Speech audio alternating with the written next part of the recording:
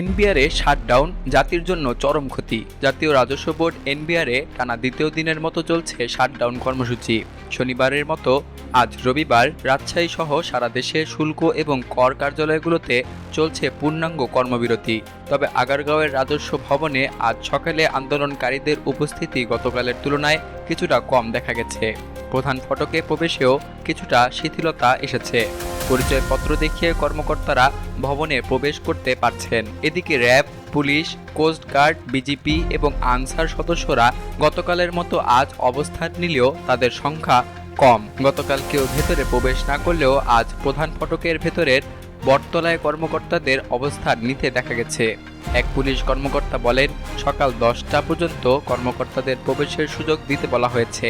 তাদের অফিস সময় সকাল 9টায়। এখনও কেউ কেউ আসছেন, পরিচয়পত্র দেখে প্রবেশ করতে দেয়া হচ্ছে।